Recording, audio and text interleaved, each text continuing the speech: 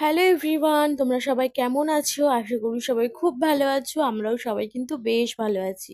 তো গেছিলাম হচ্ছে একটু শ্রীরামপুরে ঘুরতে। তো ঘুরে এসে তারপরে কিন্তু বাড়িতে এসে এখন রান্না বসিয়ে দিয়েছি রাতের জন্য। তো রাতে আজকে হচ্ছে একদম আলু দিয়ে ডিম দিয়ে কষা কষা করে রান্না করব। আর তার সাথে ভাতও হবে, রুটিও হবে। তো ভাত খাবে হচ্ছে আমার বর আর মেয়ে, আর রুটি খাবো আমি, বোন আর আমার ঠাকুমা শাশুড়ি। তো সেই জন্য দুটোই আমাকে করতে হবে। তো তার সাথে দুধ জালও করবো। তো এখানে প্রথমে ডিমগুলো ভালো করে সেদ্ধ করে আমি ধুয়ে আর কি ছাড়িয়ে নিলাম। ওদিকে দেখলেই মশলা টশলা সব বাটা কাটা একদম রেডি হয়ে গেছে। এখন ডিমের ঝোলটা বসিয়ে দেবো। তো ভাবলাম তোমাদের সঙ্গে একটু রেসিপিটা শেয়ার করি। তো ডিমের ঝোলের রেসিপি তো সবাই পারো, এটা আবার নতুন করে কি বা মানে বলার।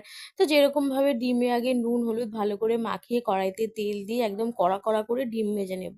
আর আমার বর কিন্তু ডিম একদম কড়া কড়া করে ভেজে খেতে বেশি পছন্দ করে। একদম লাল লাল করে কড়া কড়া ভাজলে ও ভালোবাসে খেতে। আমারও বেশ ভালো লাগে কড়া কড়া করেই ভেজে নিতে।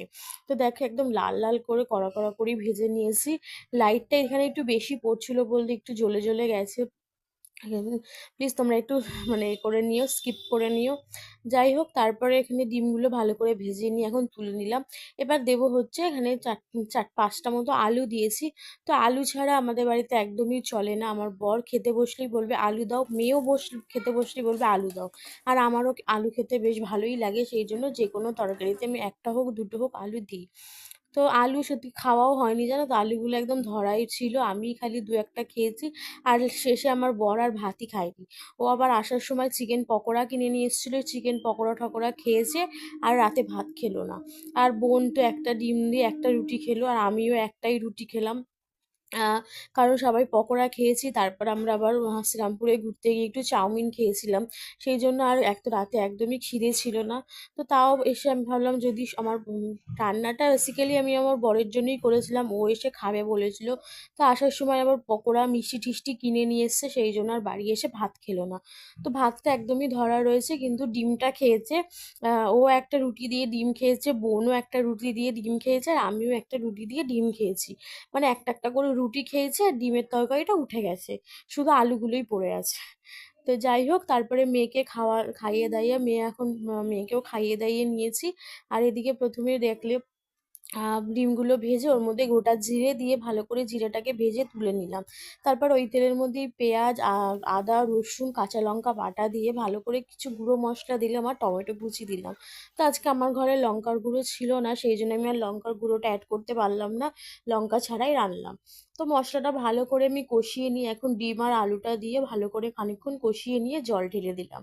তো জল ঢেলে দিয়ে এখন ভালো করে ফুটিয়ে আমি বেশ খানিকক্ষণ আলুটাকে সেদ্ধ করে নেব। তো চলো, তো দেখো ঢাকা চাপা তুলে দিয়েছি, আলুটাকেও ভালো করে সেদ্ধ হয়ে নিয়েছে। আর তারপরে এখানে ভাজা আর কি জিরে ভাজাটা দিয়ে দিলাম, দিয়ে একটুখানি ফুটিয়ে নিয়ে আর সামান্য একটু গরম মশলার গুঁড়ো দিয়ে নামিয়ে নিলাম। হয়ে গেছে আমার একদম টেস্টি টেস্টি ডিমের ঝোল। তো কালারটা একটু লাইটের জন্য এরকম লাইট ছিল, অতটাও সাদা কালার হয়নি। তো যাই হোক, তারপর এখানে এখন আমি আটাটাকে লেচি কেটে নিলাম। আটাটা আমি মাখিনি, ঠাকুমা মেখে দিয়েছিল। আমি শুধু লেচি কেটে এখন রুটিগুলো করে নেব। তো চলো রুটিগুলো এখন টপাটপ করে নিই, তাহলেই আমার হয়ে যাবে। ওদিকে দুধ জাল বসিয়ে দিয়েছে, ওদিকে রুটিটাও এখন আমি বেলে দিচ্ছিলাম, বোন আর কি ভেজে নিচ্ছিল। তো চলো তোমরা দেখতে থাকো, আশা করবো তোমাদের ভিডিওটা ভালো লাগবে। তো যাই হোক, তারপরে এখন রুটিটা কমপ্লিট করে ঠাকুমা শাশুড়িকে খেতে দিয়ে দেবো। আর আমরা একটু রাতের দিকেই খেয়েছিলাম, কারণ বললাম সবাই পকোড়া খেয়ে পেট ভরেছিল, তারপরে সবাই একটা করেই রুটি খেয়েছিল। চলো আজকের মতো এই পর্যন্তই। ভালো লাগলে লাইক কমেন্ট শেয়ার।